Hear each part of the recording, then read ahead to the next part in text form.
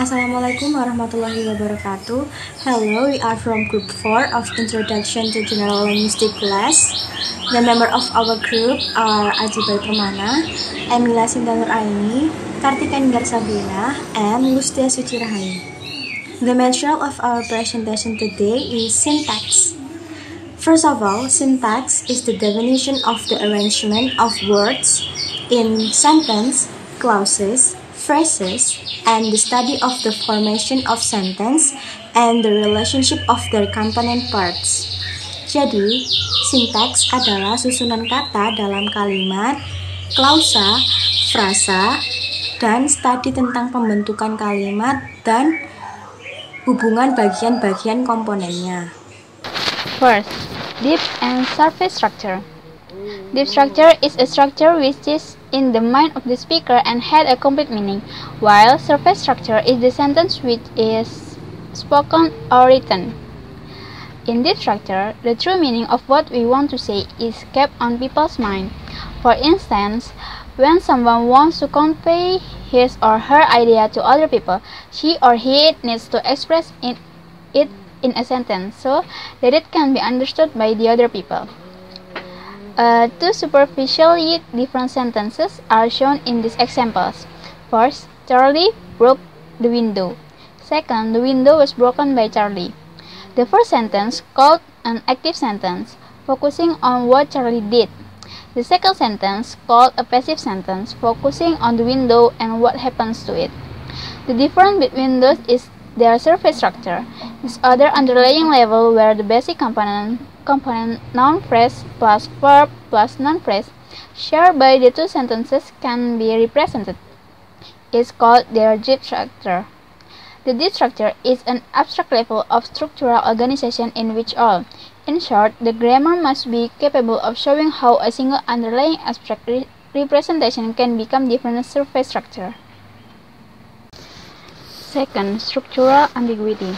Syntactic ambiguity, also called structural ambiguity or grammatical ambiguity, is the presence of two or more possible meanings within a single sentence or sequence of words, as opposed to lexical ambiguity, which is the presence of two or more possible meanings within a single word. For example, one expresses the idea that Annie had an umbrella and she bumped into a man with it. The other expresses the idea that Annie bumped into a man and the man happened to be carrying an umbrella.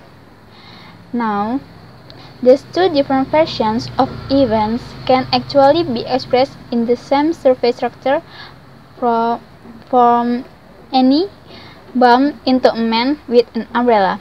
This sentence provides an example of structural ambiguity. It has two distinct underlying interpretations that have to be represented differently in deep structure. Third, recursion. The rules of the grammar will also need the crucial property of recursion. Recursive or repeatable any number of times, rules have the capacity to be applied more than once in generating a structure. For example, we can have one propositional phrase describing location on the table. In the sentence, the gun was on the table. We can also repeat this type of phrase using different words near the window for as long as the sentence still makes sense in the bedroom. So, in order to generate a sentence such as the gun was on the table near the window in the bedroom, we must be able to repeat the rule that creates a prepositional phrase over and over again. In principle, there is no end to the recursion that would produce ever longer versions of complex sentences with this structure. We should note that recursion of this type not only a feature of grammar, but can also be an essential part of a theory of cosmic structure. Tree diagrams. Salah satu cara paling umum untuk membuat representasi visual dari struktur sintaktis adalah melalui diagram pohon. We can use the symbols art for article, N for noun, and NP for noun phrase untuk melabeli bagian-bagian diagram dalam struktur frasa dan kalimat yang mendasarinya. Jadi, kita dapat mengambil informasi dalam format berlabel dan tanda kurung dan menyajikan dalam diagram pohon. Ini juga menunjukkan dengan sangat eksplisit bahwa ada tingkat yang berbeda dalam analisis. Artinya, ada tingkat analisis di mana konstituen seperti noun phrase diwakili dan tingkat yang berbeda. Lebih rendah, di mana konstituen seperti noun diwakili. Dimulai dari atas dengan sentence. Jika kita mulai dari atas diagram pohon, kita mulai dengan kalimat sentence dan membaginya menjadi dua konstituen, yaitu noun phrase dan verb phrase. Pada gilirannya, konstituen noun phrase dibagi menjadi dua konstituen, yaitu article dan noun. Akhirnya, satu kata dipilih yang sesuai dengan label article, yaitu the, dan kata lain yang cocok dengan noun, yaitu girl. Kita dapat melalui prosedur yang sama dengan cabang verb phrase. Symbols used in synthetic analysis. First, noun phrase for article noun. The first is in the form of an arrow. It can be interpreted as consists of or rewrite as.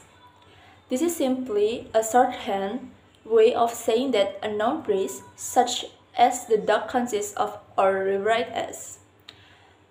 An article, the, and a noun, dog.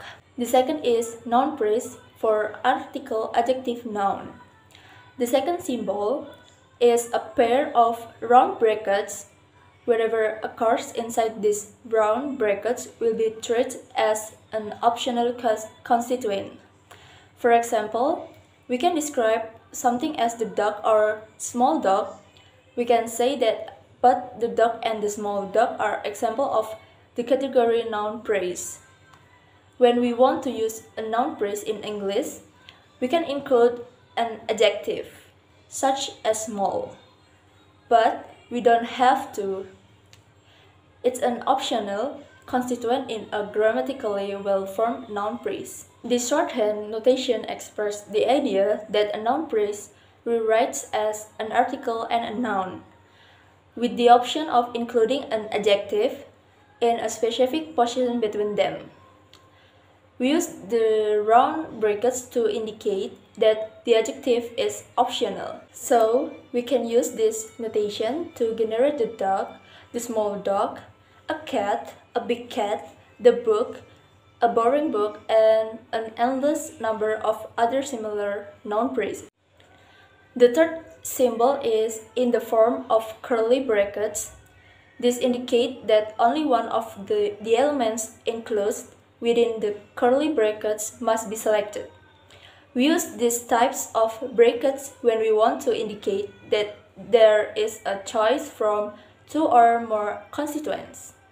For example, we have seen already that a noun phrase can consist of an expression such as the dog for article plus noun, or it for pronoun, or Katie for proper noun. Using the abbreviations pro for pronoun and PN for proper noun, we can try to capture this observation about Alice with three separate rules, as seen above. However, it is more sufficient to write one rule, as shown in the middle or on the right, using curly brackets and including exactly the same information. This is the list of common symbols and abbreviations. S for sentence, N for noun, V for verb, R for article, NP for noun phrase, VP for verb phrase, ADJ for adjective, pro for pronoun, PN for proper noun, ADV for adverb, prep for preposition, PP for prepositional phrase. Phrase structure rules. As the name suggests, these rules state that the structure of a phrase of a specific type will consist of one or more constituents in a particular order. We can use phrase structure rules to present the information of the tree diagram in another format. That is, the information shown in the tree diagram on the left can be expressed in the phrase structure rule on the right. The first rule in the following set of simple and necessarily incomplete phrase structure rules states that a sentence rewrite as a noun phrase and a verb phrase. The second rule states that a noun phrase rewrites as either an article plus an optional adjective plus a noun, or a pronoun, or a proper noun. The other rules follow a similar pattern. Ketika kita menggunakan format diagram pohon, kita dapat memikirkannya dalam dua cara berbeda. Dalam satu cara, kita dapat memperlakukannya sebagai representasi statis dari struktur kalimat yang ditunjukkan di bagian bawah diagram. Kemudian dapat mengusulkan bahwa untuk setiap kalimat dalam bahasa Inggris, diagram pohon jenis ini dapat digambar. Pandangan alternatif adalah memperlakukan diagram pohon sebagai format dinamis, dalam arti bahwa diagram pohon mewakili cara menghasilkan tidak hanya satu kalimat itu, tetapi sejumlah besar kalimat ini dengan struktur serupa. According to this rule, a noun phrase rewrites as an article followed by noun. Next slide, I will explain to you guys about lexical rules. So, what is lexical rules? Lexical rules is stating which words can be used for constituent generated by phrase structure rules. Maksudnya adalah aturan leksikal adalah membedah susunan kalimat atau sentence dan memecahnya menjadi suatu susunan gramatikal yang bisa kita ketahui sebelumnya dan nantinya akan menjadi tree diagrams. Untuk contohnya adalah ada suatu sentence yaitu a dog followed the boy. Di sentence tersebut consists of noun phrase and verb phrase atau terdiri dari noun phrase dan verb phrase. Di dalam noun phrase-nya rewrite as an article followed by noun. Untuk selanjutnya, verb phrases consist of verb and noun phrases. In noun phrases, rewrite as an article followed by noun. Next is movement rules. Apa itu movement rules? Movement rules is rules that are used to move constituent in structures derived from phrase structure rules, and usually they have a special rewrite row in the middle of the trees. Aturan movement atau bisa kita sebut dengan form of repetition atau perubahan kalimat atau juga bisa perputaran kalimat dapat membantu kita dalam mengubah suatu kalimat namun masih dalam ruang lingkup gramatikal yang benar dan masih dapat dimengerti. Biasanya, movement rules ini digunakan dalam membuat suatu pertanyaan dan di antara dua sentence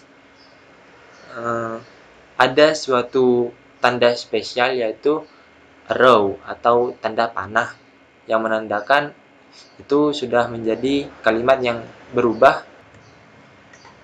Seperti pada contoh di sini ada sentence yaitu you will help Mary, dan di tengah-tengah sentence atau tree diagrams ada tanda panah.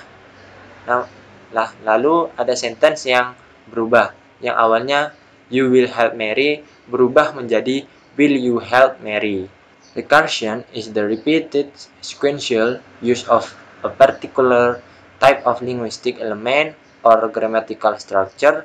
More simply, recursion has also been described us the ability to place one component inside another component of the same kind. For example, that Mary helped George is a sentence. Kita bisa memasukkan sentence into another sentence beginning, Katie knew that Mary helped George. And sentence ini merupakan repetisi yang membingungkan. Lalu sekali lagi, kita bisa memasukkan sentence into another sentence yang dimulai dengan John believed that Katie knew that Mary helped George. Dan di dalam sentence ini ditambah lagi 2 buah pronoun dan 2 buah verb. Jadi dari sebuah sentence yang awalnya Mary helped George, kita harus menambah lagi aturan leksikal kita dengan aturan pronoun yang terdiri dari John and Katie and also verb believe and knew.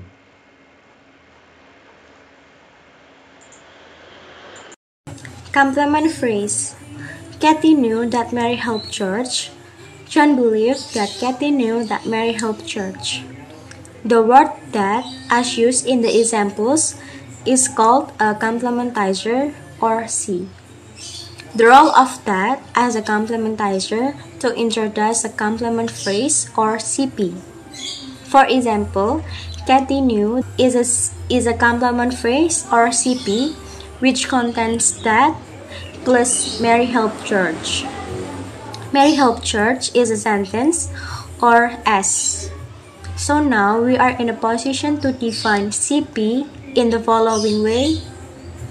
A complement phrase rewrites as a complementizer and a sentence, or CP rewrites to CS. Jadi, kata that pada kalimat contoh disebut dengan pelengkap. Peran kata that sebagai pelengkap untuk memperkenalkan frasa pelengkap. Sebagai contoh, Katie knew adalah frasa pelengkap yang mengandung that diikuti dengan Mary helped George, yaitu sentence. Jadi kita sekarang di posisi untuk mendefinisikan CP dengan sebagai berikut, yaitu frasa pelengkap ditulis ulang menjadi pelengkap dan kalimat. The complement phrase or CP comes after a verb or V, knew. This means that we are using CP as a part of verb phrase or VP. As he knew that Mary helped George. So there must be another rule that says a verb phrase rewrites as a verb and a complement phrase, or VP rewrites to VCP. Jadi, frasa pelengkap muncul diikuti dengan kata kerja knew. Ini berarti kita menggunakan CP atau frasa pelengkap sebagai bagian dari frasa kata kerja. Jadi harus ada aturan lain yang mengatakan sebuah frasa kata kerja ditulis ulang menjadi kata kerja dan frasa pelengkap. S rewrites as a NP and VP or noun phrase and verb phrase. Verb phrase rewrites as a verb and CP or verb and complement phrase. CP rewrites as a C and S or complementizer and sentence. As we look at the rules, we begin with S on the left, and as we rewrite symbols, we eventually have S on the right, allowing us to go back to the beginning and go through the set rules again. In principle, we can use this rule to create an endless sentence containing other sentence structures. Jadi, seperti yang kita lihat pada aturan-aturan tadi, kita memulai S di sebelah kiri. Saat kita menulis ulang simbol sesuai aturan atau sesuai rule-nya, kita memiliki S di sebelah kanan. Ini memungkinkan kita untuk kembali ke awal dan dan melewati serangkaian aturan lagi. Secara prinsipnya, kita dapat menggunakan aturan-aturan ini untuk membuat kalimat tanpa akhir yang mengandung struktur kalimat lain. Seperti yang kita lihat pada contoh pohon diagram ini. Kita memiliki simbol S pada struktur bagian teratas. Simbol S ini terbentuk atau ditulis ulang menjadi NP dan VP. NP-nya ditulis ulang menjadi PN atau proper noun, yaitu John. VP-nya ditulis ulang menjadi V dan CP. V-nya adalah believe. CP-nya ditulis ulang menjadi C dan S. C-nya adalah that. S-nya ditulis ulang menjadi NP dan VP. NP-nya ditulis ulang menjadi PN atau proper noun, yaitu Kathy. VP-nya ditulis ulang menjadi V dan CP. V-nya adalah knew. CP-nya ditulis ulang menjadi C dan S. C-nya adalah that. S ditulis ulang lagi menjadi NP dan VP. NP ditulis ulang menjadi PN atau proper noun, yaitu Mary. VP ditulis ulang menjadi V dan NP. V-nya adalah help.